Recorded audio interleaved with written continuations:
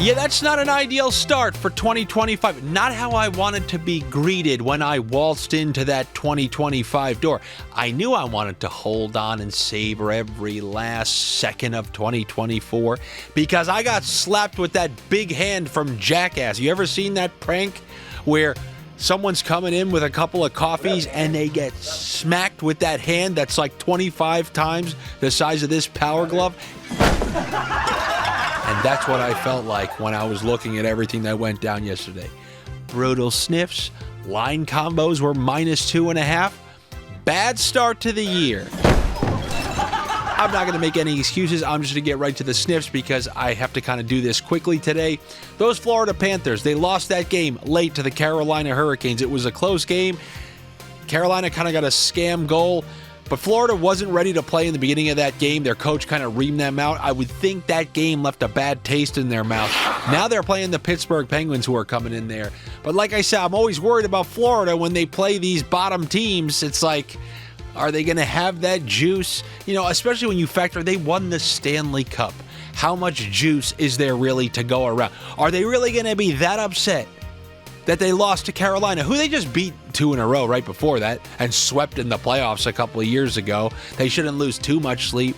But that was a pretty poor performance. Now they got Pittsburgh coming in there.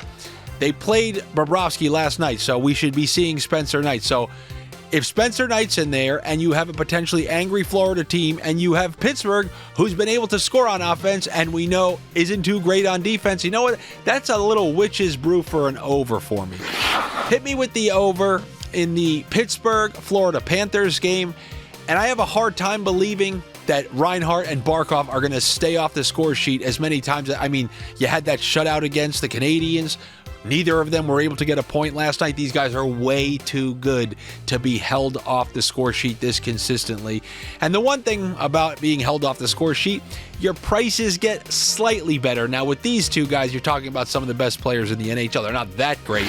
But what I'm seeing over there is an assist for Barkov, a point for Reinhart. That's +125. Also, a little same-game pirate parlay.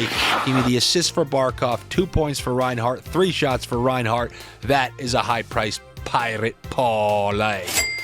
Then let's look at the two teams who took part in that Winter Classic. First, the Chicago Blackhawks. They couldn't be playing any worse right now. I mean, that was a dismal showing. Taylor Hall kind of called out the team. It was an awful showing for a Winter Classic game where usually no matter how bad you are, it's still relatively close somehow because it's just one of those games.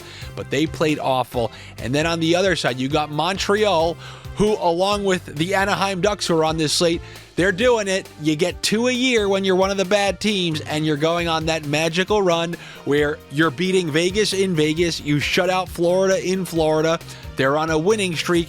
And now they're going into Chicago, who's playing awful. So your classic 9-5 thought would be, oh, we got to take Montreal. They couldn't be playing any better. We got to take Montreal.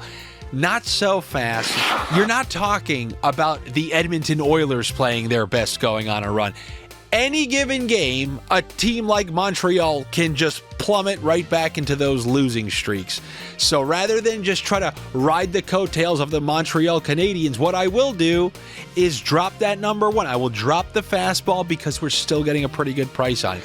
Give me the Suzuki Caufield point combo +125. But as far as this game goes, I'm smelling an upset.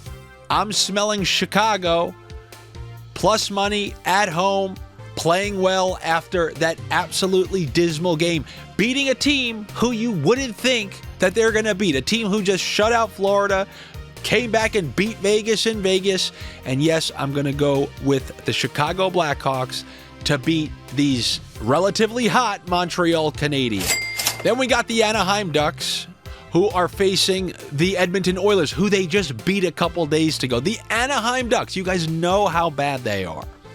They just beat the Edmonton Oilers, the New Jersey Devils, and then the Winnipeg Jets.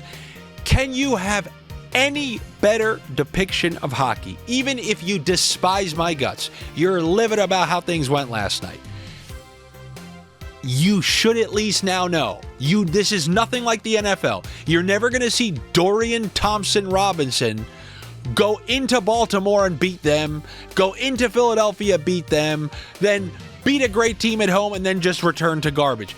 In the NHL, as I always say, it's easy. It's not even difficult. It's easy for an awful team to beat the best teams in the league. When you factor in the potential mail-ins and then the fact that every single team, no matter how bad you are, will have 2 or 3 solid stretches of play. I mean, you're seeing it with Montreal. You're seeing it with Anaheim. But they just beat Edmonton a couple of days ago. That would be one wild thing to see. Anaheim beating Edmonton 2 times in about 4 days. I don't think so, but there are just so few opportunities when it comes to even player props because they're priced so disgustingly. Then you have the St. Louis Blues, who are riding high after that win that they had in the Winter Classic. They're taking on the Ottawa Senators, who just lost last night. Now, standard logic, Senators lost last night. They have to play the very next night against a team who's feeling very good about themselves in the St. Louis Blues. Something tells me to stay away from the Blues. It feels right to take the Blues, but what I'm going to do is take a great value that has shown itself these last couple of games, and that's a line 2 power play 1 combo on the Blues. That's Dylan Holloway and Jordan Kyrou, both to get a point. This is hidden back-to-back. Ever since they've elevated Holloway to that top power play, it's kind of yielded some rewards. They have some depth by having Thomas and Buchnevich on the first line, finding a little chemistry with that second line. I think it's good for St. Louis's chances to, stay competitive, maybe fight for one of those wild cards. I don't know. Something tells me Ottawa's going to find a way to win this game. I don't know. For lack of a better term, call it a sniff. We will see, but I like that Jordan Kyrou and Dylan Holloway point prop combo. That's what I got for you on this Friday. Like I said, I got to keep things relatively short today. Good luck to you. Better luck to me. Make sure you subscribe here to my YouTube channel. I got a Dave and a Dan coming out shortly. I got to edit that right now, and then I'll fire it out to you. And then over the weekend, if you want those weekend sniffs, you want those weekend sheets, that's going to be over at the Patreon, patreon.com/Andy Francess. I hope to see you there. If not, I'll see you on Monday for another round of NHL Sniffs. I look forward to it. I will talk to you then.